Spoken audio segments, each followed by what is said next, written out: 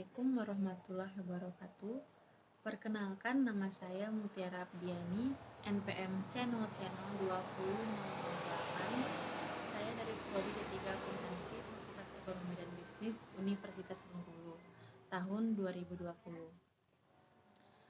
Langsung saja ya teman-teman, pada video pembelajaran kali ini, materi yang akan saya jelaskan itu adalah Accounting for Merchandising Operating atau akuntansi perusahaan dagang. Nah, di sini kan ada 3 jenis perusahaan dagang. Yang pertama adalah perusahaan jasa, di mana aktivitas utamanya memberikan layanan jasa kepada pelanggan. Itu contohnya seperti toko percetakan. Kemudian yang kedua itu ada perusahaan dagang yang operasionalnya membeli atau menjual barang dagangan tanpa merubah bentuk barang dagangan. Itu misalnya seperti toko elektronik. Nah, terus yang ketiga itu ada perusahaan manufaktur, di mana operasionalnya itu adalah membeli bahan baku lalu mengolahnya melalui proses produksi untuk menghasilkan barang jadi dan menjualnya kepada pembeli. Nah, misalnya itu seperti produk tahu dan produk tempe. Nah, kemudian ada juga perbedaan pendapatan dari ketiga jenis perusahaan tadi.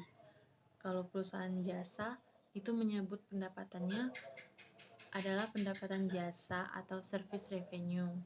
Nah, sedangkan perusahaan dagang itu pada perusahaan dagang dan perusahaan manufaktur itu menyebut pendapatannya sebagai penjualan atau bisa disebut dengan sales revenue atau sales.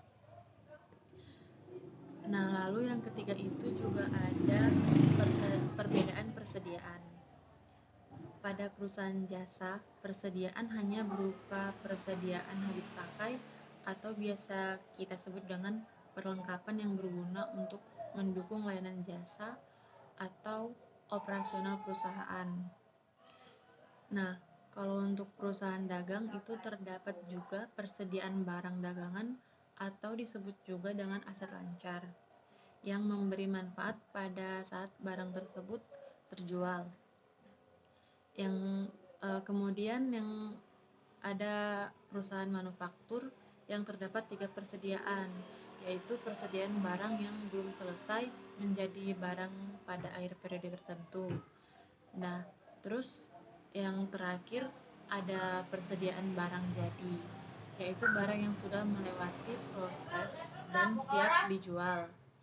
Nah, ada lagi perbedaan keempat, yaitu di mana perusahaan jasa hanya memiliki beban operasional, sedangkan pada perusahaan dagang dan manufaktur beban satu periodenya itu terdiri dari harga pokok penjualan atau HPP, atau beban pokok penjualan dan beban yang terdiri dari beban operasional.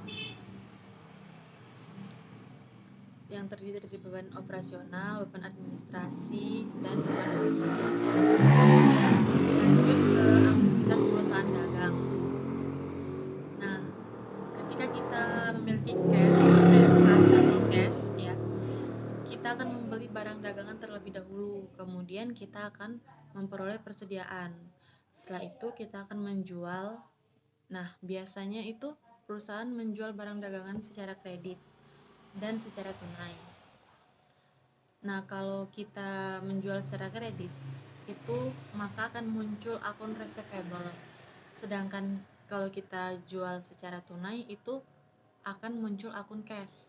Tapi kalau secara umum, itu perusahaan dagang menjual barang secara kredit, karena pembeli kebanyakan sifatnya itu menunda terlebih dahulu pembayarannya. Nah, terus ada perbedaan lainnya, yaitu ada pada penyajian dan perhitungan pada laba ruginya, di mana perusahaan jasa itu menggunakan single step, yakni pendapatan yang diperoleh langsung dikurang semua beban-beban. Sedangkan di perusahaan dagang itu menggunakan multiple step, yaitu penjualan satu periode dikurang HPP dan menjadi laba kotor, dan dikurangi dengan beban lain-lain sehingga menjadi laba bersih. Kemudian itu ada penjelasan dari HPP ini tadi adalah harga perolehan barang yang terjual dalam satu periode, yaitu adalah semua pengeluaran yang dibayar oleh perusahaan untuk memperoleh barang dagangan hingga siap untuk dijual. Nah, selanjutnya itu saya akan menjelaskan tentang harga perolehan. Yang pertama itu ada persediaan barang dagangan awal atau beginning inventories, yaitu total harga atas barang dagangan pada awal periode yang nilainya itu diambil dari persediaan akhir periode sebelumnya. Nah, yang kedua itu ada pembelian. Pembelian itu adalah total perolehan total harga perolehan atas barang yang dibeli untuk satu periode tertentu. Nah, pembelian bersih itu diperoleh dari pembelian kotor, ditambah biaya angkut, lalu dikurang dengan diskon pembelian. Kemudian di barang yang tersedia untuk dijual, yaitu total harga perolehan barang yang dijual untuk periode tertentu. Lalu ada persediaan barang dagangan akhir atau ending inventories, yaitu total harga perolehan atas barang yang belum terjual hingga akhir periode. Terakhir ada penjualan. Nah, yang terakhir ini ada penjualan. Nah, penjualan ini bisa dihitung dari unit yang terjual dikali dengan harga jual per unit. Kemudian lanjut ke sistem pencatatan persediaan. Yang pertama itu ada sistem perpetual. Setiap terjadi transaksi barang dagangan menggunakan kartu persediaan sebagai buku pembantu persediaan barang dagangan dapat diketahui setiap saat dengan melihat saldo akhir dari kartu persediaan. Nah, harga pokok penjualannya akan dihitung tiap terjadi transaksi penjualan dan dicatat pada kartu persediaan setiap saat dengan melihat saldo akhir. Lalu yang kedua itu ada sistem periodik. Kalau sistem periodik ini itu setiap transaksinya berhubungan dengan barang dagangan dan tidak menggunakan kartu persediaan, sehingga nilai persediaan akhir ini baru diketahui setelah perusahaan melakukan hasil perhitungan fisik persediaan yang berupa unit yang tersisa pada akhir periode. Lalu nilai persediaan akhir akan dihitung dengan mengalihkan unit yang tersisa dikali dengan harga perolehan per unit. Harga pokok penjualannya itu baru bisa dihitung setelah perusahaan menghitung nilai persediaan akhir. Nah, ada lagi perbedaan.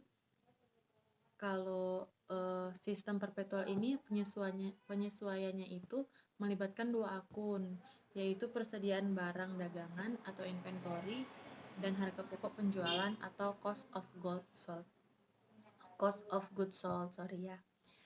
Itu dengan posisi akun yang disesuaikan dengan kasusnya.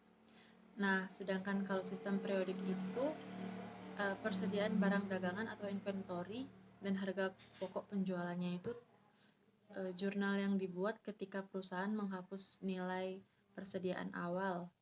Nah, kalau harga pokok penjualan atau cost of goods sold itu terletak di debit, sedangkan inventory ini terletak di posisi kredit. Nah, kalau jurnal yang dibuat perusahaan untuk memunculkan nilai persediaan akhir, itu inventory-nya terletak di posisi debit, sedangkan cost of goods sold-nya itu terletak di posisi kredit. Selanjutnya itu ada jurnal penyesuaian. Nah, kalau jurnal penyesuaian dan perusahaan dagang itu sama saja dengan perusahaan jasa karena dibuat di akhir periode. Nah, ada sedikit tambahan, itu jurnal penyesuaiannya itu ada akun inventory, persediaan barang dagangan, dan harga pokok penjualan jika menggunakan sistem perpetual. Jika menggunakan sistem perpetual itu, maka penyesuaian terhadap akun persediaan barang dagangan dibuat ketika perusahaan memilih tetap melakukan perhitungan fisik persediaan, dan hasil perhitungan fisik pun berbeda dengan nilai menurut catatan atau kartu persediaannya.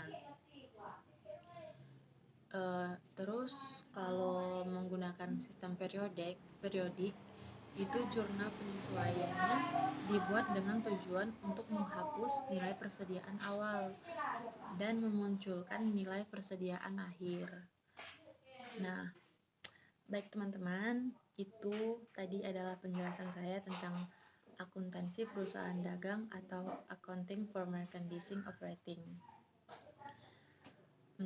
Saya mohon maaf jika teman-teman ada yang masih belum terlalu jelas dengan penyampaian saya, dengan materi yang saya sampaikan, karena saya sendiri merasa memang ada penjelasan saya yang masih kurang detail atau kurang jelas.